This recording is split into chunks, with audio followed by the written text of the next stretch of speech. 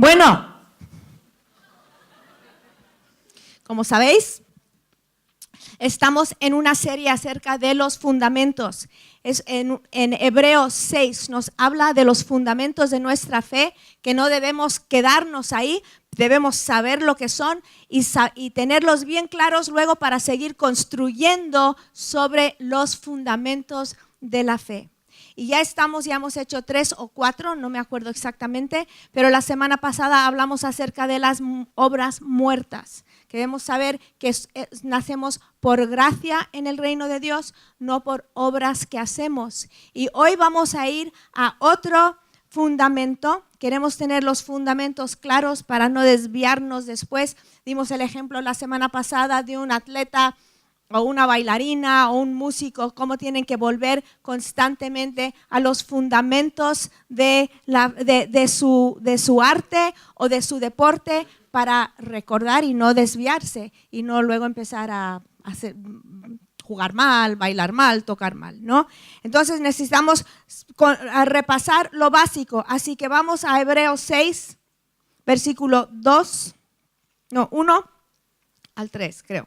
Por tanto, dejando las enseñanzas elementales acerca de Cristo, avancemos hacia la madurez, no echando otra vez el fundamento del arrepentimiento de obras muertas y de la fe hacia Dios, de la enseñanza sobre lavamientos o bautismos, de la imposición de manos, de la resurrección de los muertos y del juicio eterno. Esta mañana vamos a hablar de la imposición de manos.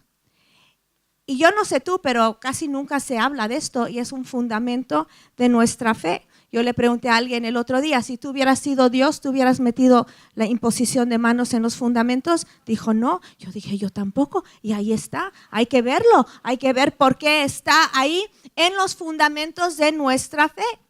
Y no estaría completo nuestro fundamento si falta algo que Dios ha subrayado, si falta la imposición de manos. Dios lo ha puesto ahí. Y cuando leemos el Antiguo Testamento hay muchos ejemplos de la práctica de la imposición de manos. Y en el Nuevo Testamento está muy presente en la vida de nuestro Señor y también de los apóstoles. Entonces vamos a mirar un poco esta mañana rápidamente lo que es la imposición de manos en el Antiguo Testamento, cómo sigue la importancia en el ministerio de Jesús, el ministerio de los apóstoles y en la vida de la iglesia.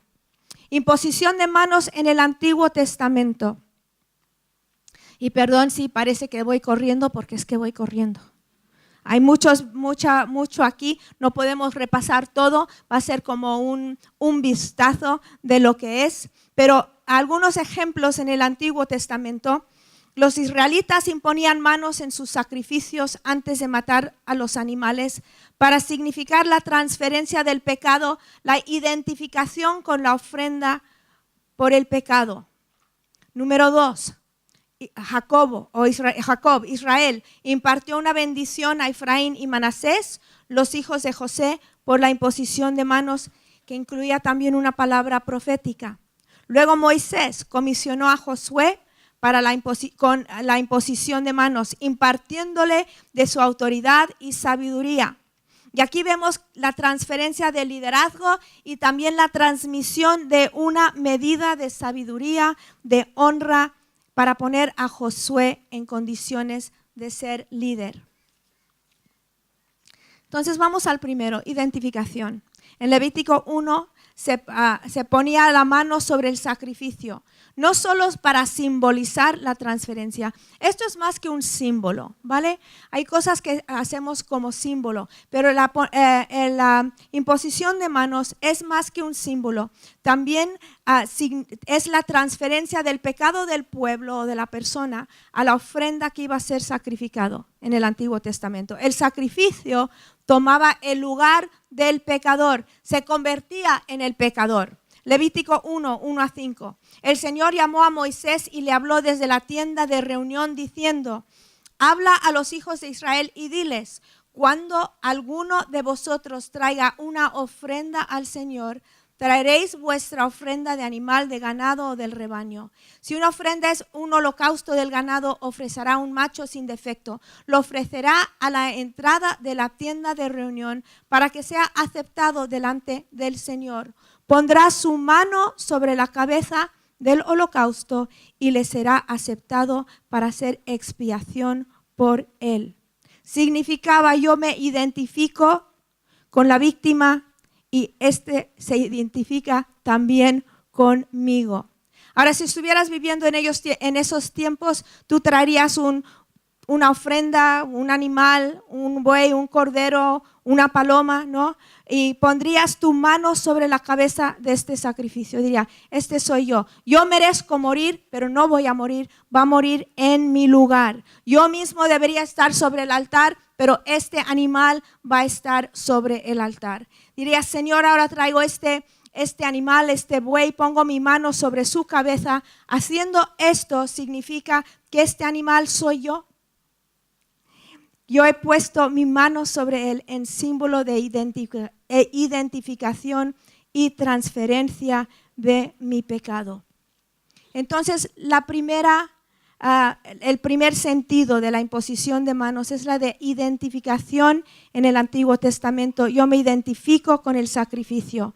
El dar el sacrificio, el ponerle la mano, es darme a mí, y nos identificamos con la ofrenda del pecado. Esto fue en el Antiguo Testamento una de las principales razones por la imposición de manos. Número 2, en el Antiguo Testamento, impartir bendición, transferir bendición.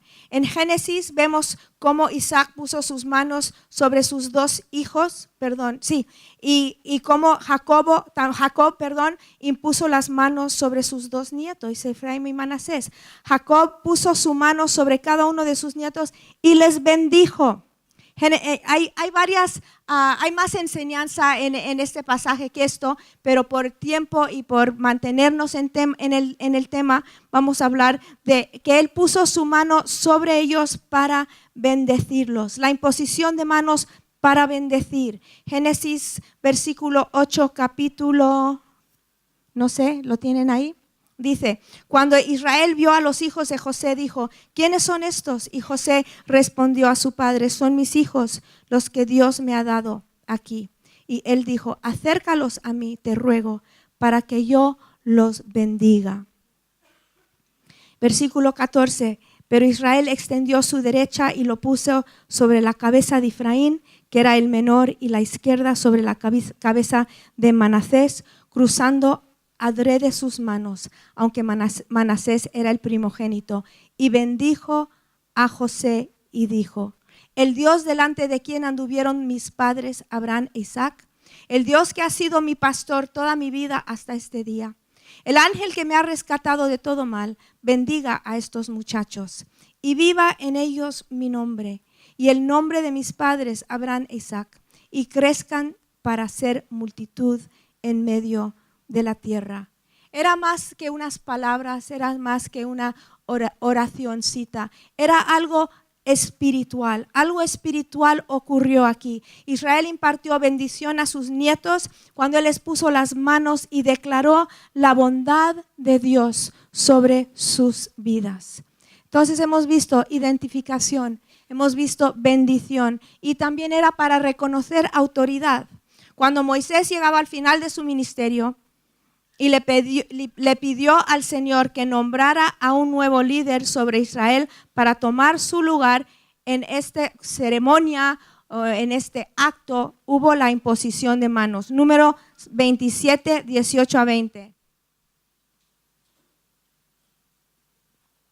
Y el Señor dijo a Moisés: toma a Josué, hijo de Nun, hombre en quien está el Espíritu, y pon tu mano sobre él, y haz que se ponga delante del sacerdote Eleazar y delante de toda la congregación, e impártele autoridad a la vista de ellos, y pondrás sobre él parte de tu dignidad, a fin de que le obedezca toda la congregación de los hijos de Israel. Versículo 22. Y Moisés hizo tal como el Señor le ordenó. Tomó a Josué y lo puso delante del sacerdote Eleazar y delante de toda la congregación. Luego puso sus manos sobre él y le impartió autoridad, tal como el Señor había hablado por medio de Moisés. Entonces vemos que la imposición de manos fue importante y que pasó de Moisés a Josué su autoridad. Y como dije, es más que un simbolismo, era más que un rito. Algo espiritual ocurrió ahí también, porque vemos en Deuteronomio 34:9 dice, y Josué, hijo de Nun, estaba lleno del espíritu de sabiduría, porque Moisés había puesto sus manos sobre él. Y los hijos de Israel le escucharon e hicieron tal como el Señor había mandado a Moisés. Vemos que ocurrió algo ahí, algo espiritual. Dice que estaba lleno del espíritu de sabiduría porque Moisés le había puesto las manos. Hubo una transferencia de Moisés a Josué, obvio que por medio del Espíritu Santo, no por medio de nada más, ¿no? Hay una cosa que nos pasa con nosotros cuando vemos abusos de algo en la Biblia, nos da miedo y ya lo dejamos de hacer todo o lo dejamos todo a un lado. Claro que la gente ha abusado de la imposición de manos, ¿no? Han dicho, yo pongo mis manos sobre ti y te declaro millonario, o yo te declaro esto, o yo te declaro el otro, o un cristiano nuevo dice, yo te declaro apóstol de no sé dónde, ¿no? Entonces la gente dice, con estas cosas pues yo no quiero tener nada que ver, pero no podemos, como se dice en inglés, tirar al bebé con la agua sucia, ¿no? ¿No? Queremos tirar el agua sucia y mantener el bebé. Entonces, vamos a ver qué es lo que dice la palabra y someternos a la palabra y mantenernos en la palabra, pero no ignorar cosas que están en la palabra por abusos y por gente que va por ahí, ¿no? Entonces, Moisés transmitió una medida de la sabiduría y el honor que había recibido de Dios. Ahora, Josué no se convirtió en Moisés, seguía siendo Josué, pero había recibido algo que Moisés tenía. Entonces, en resumen, el significado de la imposición de manos en este caso fue doble. No solo fue reconocimiento ante el pueblo que lo fue, él estuvo ante el pueblo de Israel, vio el pueblo a Moisés, su líder fiel, reconociendo y poniendo bendición sobre el liderazgo de Josué, y a la vez Josué recibió algo en su espíritu de Moisés. Vamos al Nuevo Testamento. Vemos 5 razones. Me puse el reloj al revés. 5 razones para la imposición de manos en el Nuevo Testamento. A lo mejor hay más, no sé, pero estos son los que tengo, ¿vale? Para impartir sanidad física. Esta práctica fue establecida por Jesús mismo. Jesús impartió sanidad por la imposición de manos. Lucas 4:40. Y hay muchos versículos, vamos a leer solo unos pocos, ¿vale? Por ejemplo. Lucas 4:40. Al ponerse el sol, todos los que tenían enfermos de diversas enfermedades se los llevaban a él y poniendo él las manos sobre cada uno de ellos los sanaba. Más claro que el agua. Los discípulos y los apóstoles también imponían manos para sanar. Hechos 28:8.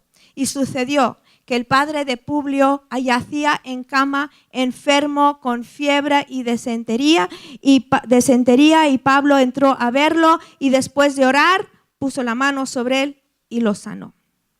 Luego los ancianos y líderes también son instruidos a orar por los enfermos, también imponiendo las manos. Los ancianos han de ungir con aceite y orar por sanidad. Y se da por hecho que les imponen las manos si les ungen con aceite, ¿no?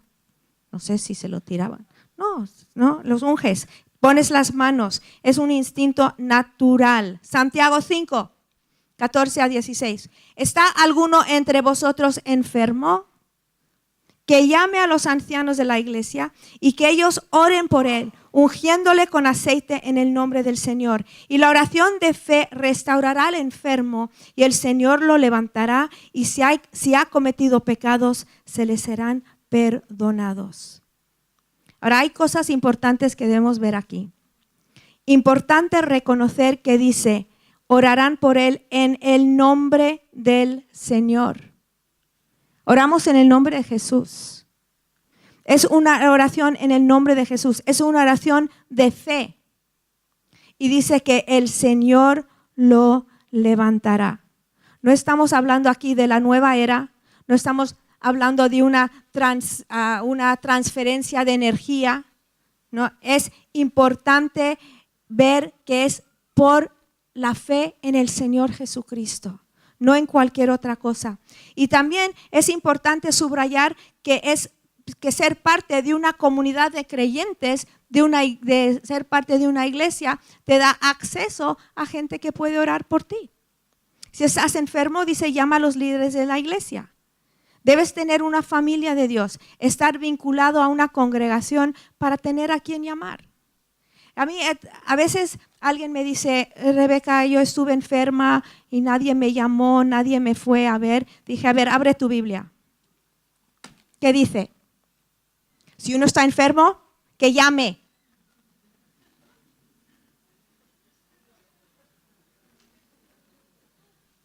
Que llame. Estaba triste, nadie me llamó. Si uno está enfermo de alma, que llame. Si uno está enfermo de espíritu, que llame. Si uno está enfermo de cuerpo, que llame. No dice que los ancianos llamen todos los días a 45 personas a ver cómo están. Sé responsable por tu vida. Voy al siguiente punto.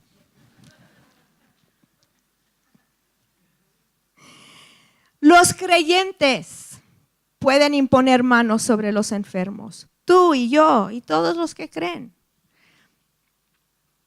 Dice en Marcos 16:17, y estas señales acompañarán a los que han creído. En mi nombre echarán fuera demonios. Hablarán en nuevas lenguas. Tomarán serpientes en las manos y aunque beban algo mortífero, no les hará daño. Sobre los enfermos pondrán las manos y se pondrán bien. La Reina Valera dice, y sanarán. Esta orden de orar por los enfermos viene directamente después de la comisión para compartir, para evangelizar de nuestro Señor Jesús. Estas son palabras de Jesús. Da 5 señales sobrenaturales que testifican de la verdad del Evangelio y concuerda con la actividad evangelística que hicieron los discípulos justo después de esto. Dice en versículo 20, y ellos salieron y predicaron por todas partes, colaborando el Señor con ellos y confirmando la palabra por medio de las señales que la seguían. Por medio de las señales que seguían la palabra. Ahora yo me he dado cuenta en los pocos años que tengo de vida que los únicos que oran por los enfermos son los que realmente creen que Dios los quiere sanar. Los que no están seguros no oran. Los que creen, oran. Vamos a hacer una iglesia que cree. ¿Qué cree? Entonces, razón número 1 por imponer manos, orar por los enfermos. 2, para impartir bendición, igual que en el Antiguo Testamento. Jesús no dio ninguna enseñanza sobre la imposición de manos, pero su ministerio está lleno de ejemplos e instantes cuando Él impuso manos. Jesús bendice a los niños. Mateo 19, 13 y 15. Entonces le trajeron algunos niños para que pusiera las manos sobre ellos y orara. Y los discípulos lo reprendieron. Pero Jesús dijo, dejad a los niños y no les impidáis que vengan a mí, porque de los que son como estos es el reino de los cielos. Y después de poner las manos sobre ellos, se fue de ahí. No sé cuántos eran. Ves los dibujos y eran 3, ¿no? Pero yo creo que eran mucho más. ¿No? Él impuso, a lo mejor estuvo ahí 1 hora, 2 horas. No sabemos cuántos niños estaban ahí que se habían acercado a Jesús. Y los bendijo poniéndole las manos. Razón número 3, para recibir el Espíritu Santo. Los creyentes en general, así como los líderes, estaban involucrados en impartir oración para recibir el bautismo, el Espíritu Santo por la imposición de manos. Hechos 8, 14 y 24. Y como digo, hay más ejemplos, pero vamos a este que es bastante claro. Cuando los apóstoles que estaban en Jerusalén oyeron que Samaria había recibido la palabra de Dios, les enviaron a Pedro y a Juan, quienes descendieron y oraron por ellos para que recibieran el Espíritu Santo, pues todavía no había descendido sobre ninguno de ellos, solo habían sido bautizados en el nombre del Señor Jesús. Entonces les imponían las manos y recibían el Espíritu Santo. Cuando Simón vio que el Espíritu se daba por la imposición de las manos de los apóstoles, les ofreció dinero diciendo: dadme también a mí esta autoridad, de manera que todo aquel que sobre quien ponga mis manos reciba el Espíritu Santo. Entonces Pedro le dijo: que tu plata perezca contigo, porque pensaste que podrías obtener el don de Dios con dinero. No tienes parte ni suerte en este asunto, porque tu corazón no es recto delante de Dios. Entonces, cuando ellos imponían las manos sobre alguien, obviamente algo ocurría. O Simón no hubiera dicho: dame esto. Algo visible ocurría, algo poderoso ocurría. Cuando estaba estudiando esto y escribiendo este mensaje, pensé que el miércoles de presencia, este miércoles en Vallehermoso, vamos a orar por los que desean recibir el bautismo en el Espíritu Santo. Vamos a dar una enseñanza y ven el miércoles a las 8, ¿vale? Y ahí vamos a estar. Razón número 4, para impartir dones espirituales. 1 Timoteo 4:14. No descuidéis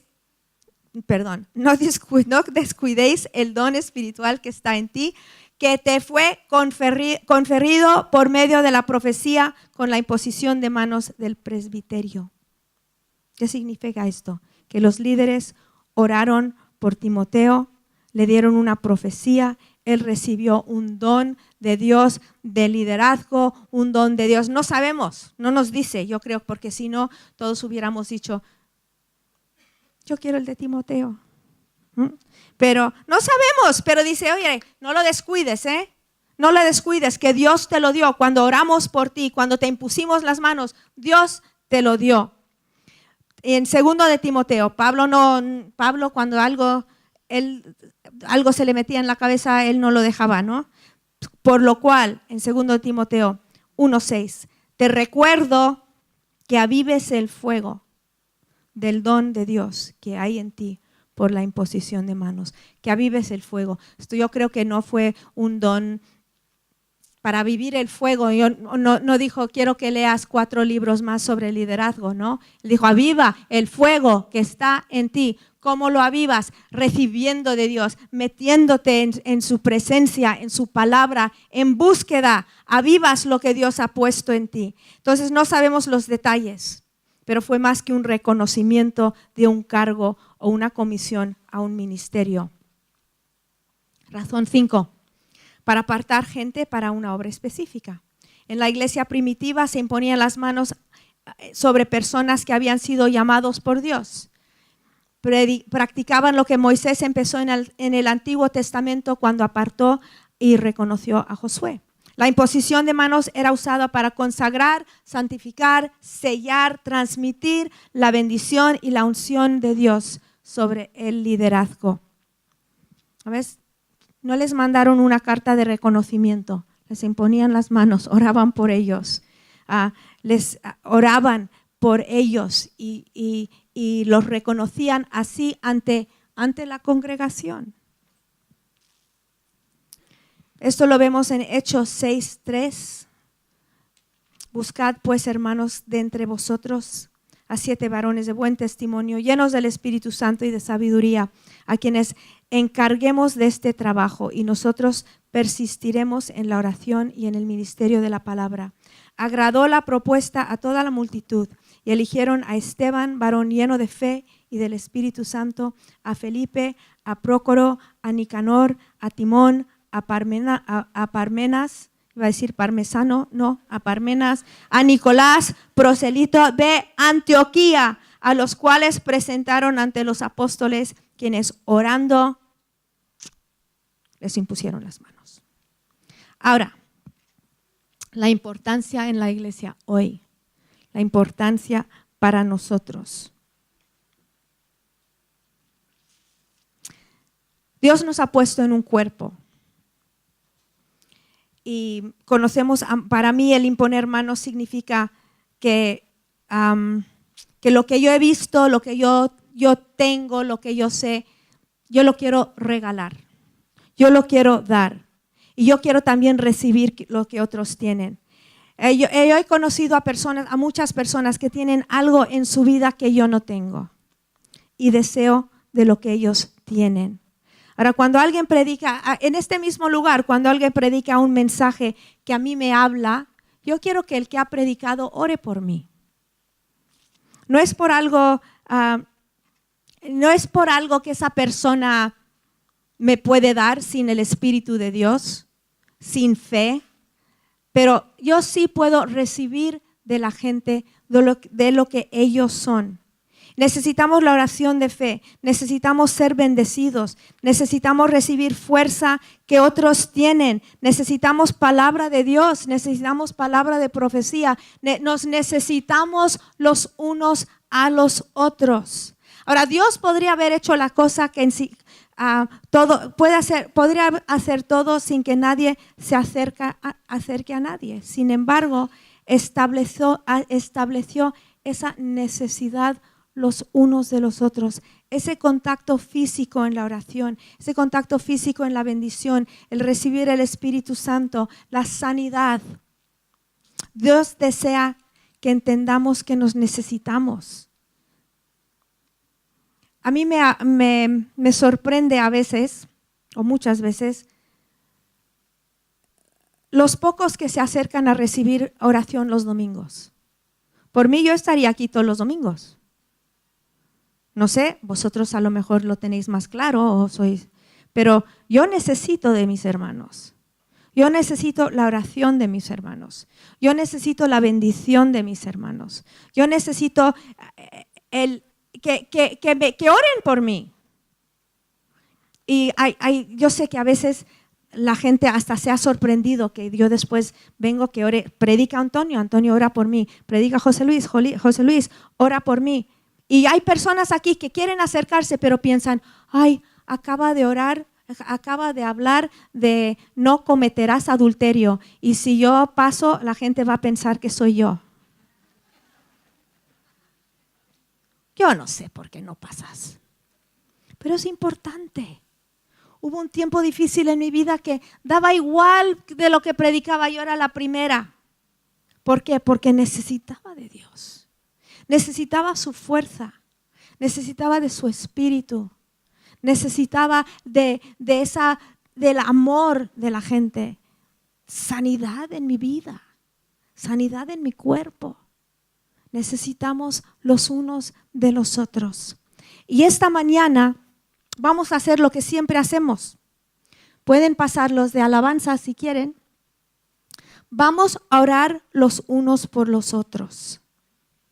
No es una señal de debilidad cuando te acercas a recibir oración. Es una señal de dependencia. Dependo de Dios. Dependo de su gente. Dependo de su iglesia. Dependo de sus ministros. Dependo de sus líderes. Dependo de.